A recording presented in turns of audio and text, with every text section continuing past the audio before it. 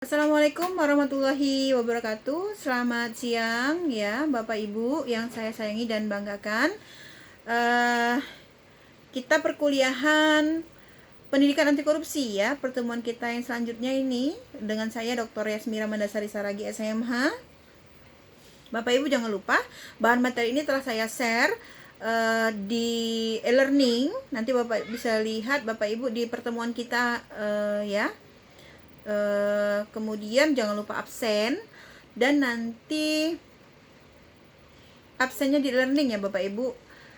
Untuk video kita ini linknya akan saya share di e-learning ya, nanti Bapak Ibu bisa tanggapi di e-learning, sehingga itu saya anggap sebagai absen Bapak Ibu untuk hari ini ya. Oke, kita kali ini membahas mengenai pengertian korupsi dulu ya.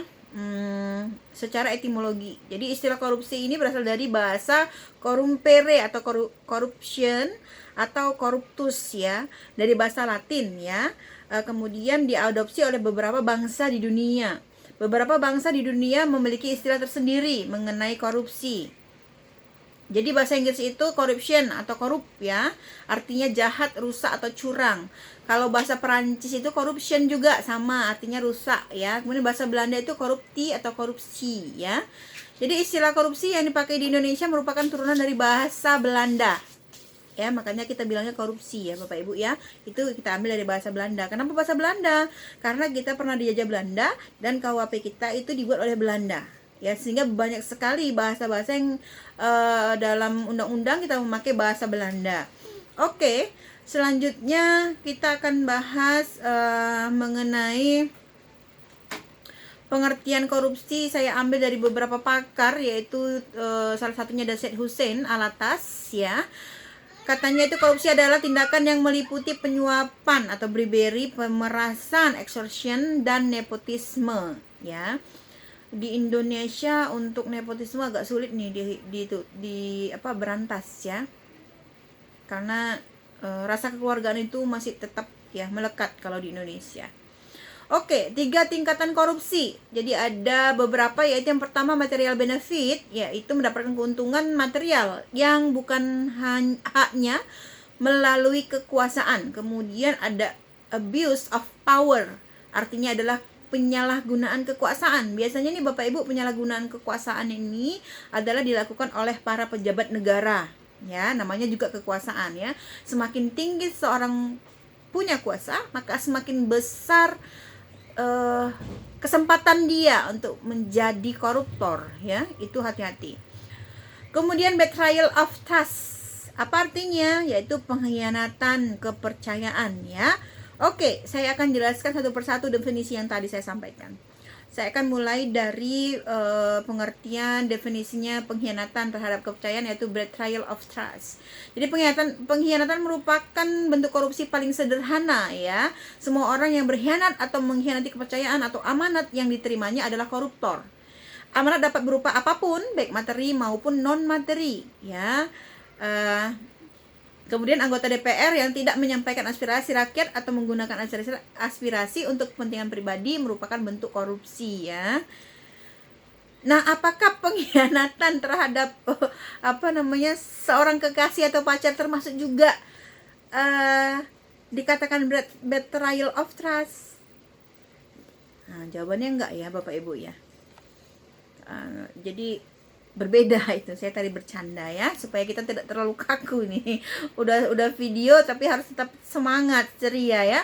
Oke, selanjutnya saya membahas mengenai penyalahgunaan kekuasaan atau abuse of power ya.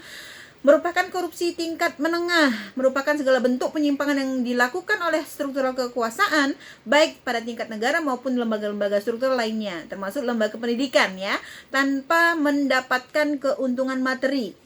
Oke ya, itu bedanya ya. Kemudian penyalahgunaan kekuasaan untuk mendapatkan keuntungan material benefit ya. Ini penyimpangan kekuasaan untuk mendapatkan keuntungan material baik bagi dirinya sendiri maupun orang lain ya. Korupsi pada level ini merupakan tingkat paling membahayakan ya Bapak Ibu, karena melibatkan kekuasaan dan keuntungan material ya. Ini merupakan bentuk korupsi yang paling banyak terjadi di Indonesia. Ini dia tingkatannya ya. Oke, kita masuk ke unsur-unsur yang dapat menentukan sesuatu dapat dianggap sebagai korupsi. Apa itu? Yang pertama, secara melawan hukum. Kedua, memperkaya diri sendiri atau orang lain. Yang ketiga, merugikan keuangan atau perekonomian negara. Jadi kalau nggak merugikan keuangan atau ke perekonomian negara bukan termasuk ya Bapak Ibu ya. Jadi tidak supaya Bapak Ibu tidak salah memasukkan atau menggolongkan tindak pidana korupsi. Oke, selanjutnya ini ada dampak-dampaknya juga. Kemudian salah satu hal mengapa di Indonesia korupsi makin sulit diberantas ya, karena korupsi sudah mendarah daging, sehingga perilaku korupsi sudah menjadi hal yang biasa dan bukan lagi dianggap sebagai penyakit yang harus segera disembuhkan. Dengan demikian semakin sulitnya membedakan mana perilaku korupsi dan mana yang bukan korupsi ya. Ibarat maling teriak maling, ini yang paling bahaya ya. Ya, ini kemudian ada prinsip-prinsip anti korupsi, ada akuntabilitas, kemudian transparansi ya, dan ada fairness ya kan, kemudian ada kebijakan anti korupsi dan lain sebagainya. Ada 4 aspek kebijakan anti korupsi. Bapak Ibu nanti bisa baca sendiri di bahan materi yang sudah saya upload di e-learning ya, karena ini video tidak bisa lama nih durasinya, hanya segini, nanti tiba-tiba mati sendiri sebentar lagi. Oke, terima kasih Bapak Ibu, saya mohon maaf jika ada kesalahan dalam penyampaian materi. Terima kasih, saya akhiri dengan wassalamualaikum warahmatullahi wabarakatuh. Selamat siang Bapak Ibu, semoga selalu sehat, sukses dan bahagia. Terima kasih.